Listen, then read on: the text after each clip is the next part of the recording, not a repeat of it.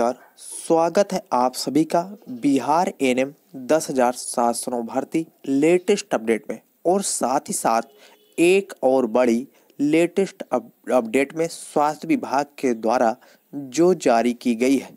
आज इस वीडियो के माध्यम से हम आपको एएनएम 10,709 भर्ती और स्वास्थ्य विभाग के द्वारा जारी की गई महत्वपूर्ण अपडेट के विषय में आपको बताएंगे। दोस्तों, आप लोगों से केवल एक रिक्वेस्ट है कि चैनल को भी सब्सक्राइब कीजिए, वीडियो को जितना हो सके अपने दोस्तों को भी शेयर कीजिए, ताकि इसी तरह की जो लेटेस्ट अपडेट है वो सबसे पहले आपको मिलती रहे। दोस्तों, जैसा आप सभी अभ्यर्थियों को मालूम होगा कि हमारा चैनल लगातार आपको लेटेस्ट से लेटेस्ट अपडेट प्रदान करता है। तो दोस्तों, आप लोगों से केवल एक रिक्वेस्ट है कि चैनल को सब्सक्राइब करके वीडियो को अपने दोस्तों को भी शेयर कीजिए, ताकि इसी तरह की जो लेटेस्ट अपडेट है वो सबसे पहले आपको मिलती रहे। दोस्तों, सीएम नीतीश कुमार ने एक बार फिर से बहुत बड़ा ऐलान कर दिया है। जो छात्र एएनएम 10,709 भर्ती प्रक्रिया में ऑनलाइन आवेदन किए हैं, अगर उनका सिलेक्शन एएनएम 10,709 भर्ती प्रक्रिया में ना हो पाए तो उनके लिए फिर से बिहार में बड़ी मात्रा में स्वास्थ्य विभाग में नौकरी निकलने वाली है। अर्थात अगर उनका सिलेक्शन 10,709 भर्ती प्रक्रिया में ना हो पाए तो फिर से एक बार बिहार में स्वास्थ्य विभाग में लगभग जो 1.5 लाख पद निर्धारित किए गए हैं उनका नोटिफिकेशन सीएम नीतीश कुमार जी के द्वारा स्पष्ट रूप से जारी करने को कहा गया है। दोस्तों, आपको तो मालूम होगा कि अगर 1.5 लाख वैकेंसी का नोटिफिकेशन जारी हो जाए तो स्वास्थ्य विभाग में जितनी भी वैकेंसी खाली पड़ी है उनमें सभी अभ्यर्थियों का सिलेक्शन होने की संपूर्ण उम्मीद जताई जा रही है।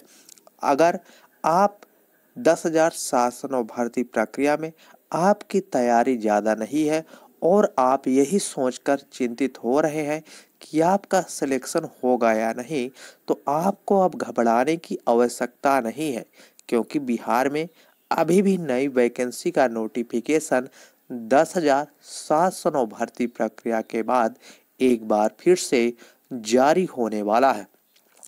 ये जो नई वैकेंसी का नोटिफिकेशन जारी किया जाएगा, ये 2 शिफ्टों में जारी किया जा सकता है।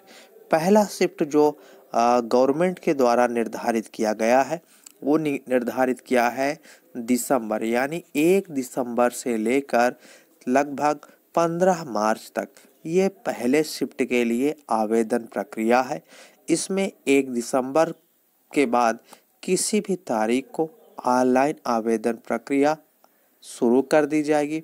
उसके बाद लगभग मार्च तक एग्जाम की प्रक्रिया संभावित की जाएगी और हर हाल में जुलाई तक इसमें नियुक्ति पत्र का वितरण कार्यक्रम घोषित कर दिया जाएगा। यानी जो प्रथम शेड्यूल इसमें जारी किया गया है वो 1 दिसंबर से लेकर 15 मार्च तक जारी किया गया है। उसके बाद जो प्रथम शेड्यूल जारी किया है इसमें लगभग 70,000 वैकेंसी का नोटिफिकेशन जारी किया जाएगा। अगर 70,000 वैकेंसी के नोटिफिकेशन की बात करें तो इसमें जो सबसे ज़्यादा पोस्ट निर्धारित की गई है वो एएनएम की है। एएनएम के लगभग 45,000 पोस्ट आने की संभावना है, जिसमें फ्रेश अभ्यर्थी, संविदा वाले अभ्यर्थी सभी को आरक्षण का प्रावधान दिया गया है। क्योंकि आपको तो मालूम होगा कि इस कैबिनेट में भी 75% आरक्षण का प्रावधान लागू हो चुका है। तो जितने भी संविदा वाले छात्र हैं अब उनको घबराने की आवश्यकता नहीं है, क्योंकि सीएम नीतीश कुमार जी के द्वारा स्पष्ट रूप से ये कहा गया है कि स्वास्थ्य विभाग में जो वैकेंसी आएंगी उसमें 75% के आधार पर ही आरक्षण लागू किया जाएगा।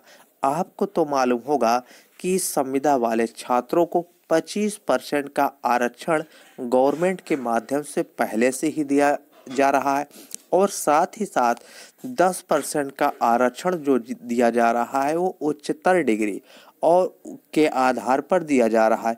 तो अगर 100 में से आपको 40% का आरक्षण पहले से ही मिल रहा है और जो 75% का आरक्षण खास तौर पर लागू किया गया है, वो सब आरक्षण अगर जोड़ा जाएगा तो आपका सिलेक्शन जो नई वैकेंसी आएगी उसमें 100% हो सकता है।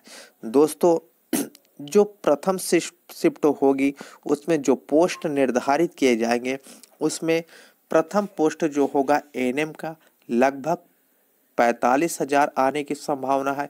उसके बाद लगभग 10,000 जो पोस्ट आने की संभावना है वो pharmacist, OT assistant, x ray technician की आने की संभावना है।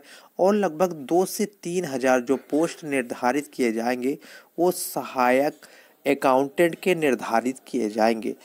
अर्थात अभी तक स्वास्थ्य विभाग में सहायक अकाउंटेंट के वैकेंसी का नोटिफिकेशन एक भी बार जारी नहीं किया गया है। अगर सहायक अकाउंटेंट के इस वैकेंसी में पोस्ट निर्धारित की गई है तो एक प्रकार से देखा जाए कंप्यूटर ऑपरेटर वाले जितने भी अभ्यर्थी हैं उनके लिए बहुत बड़ी अपडेट है, क्योंकि सहायक अकाउंटेंट की भी इसमें वैकेंसी का नोटिफिकेशन जारी होने की संभावना जताई जा रही है। दोस्तों, इसमें जो आयु सीमा निर्धारित की गई है इस भर्ती में वो है 18 से लगभग 40 वर्ष, और 18 से 40 वर्ष के अभ्यर्थी इसमें ऑनलाइन आवेदन कर पाएंगे। और अगर उनकी उम्र ज़्यादा है तो कुछ कैटेगरी के अभ्यर्थियों को 2 से 3 वर्ष का को उम्र सीमा में छूट भी प्रदान की जाएगी।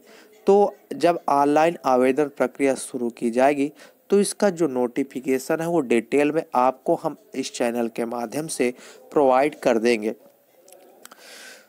दोस्तों, अगर दूसरे शिफ्ट की बात करें कि दूसरे शिफ्ट में कितनी पोस्ट निर्धारित की जाएगी, तो दूसरी शिफ्ट में जो पोस्ट निर्धारित की जाएगी वो लगभग 80,000 पोस्ट दूसरे शिफ्ट में निर्धारित की जाएगी, क्योंकि एक साल में जो लक्ष्य निर्धारित किया गया है वो 1.5 लाख वैकेंसियों का निर्धारित किया गया है। इसलिए दूसरे शिफ्ट में 80,000 पोस्ट निर्धारित की जाएगी।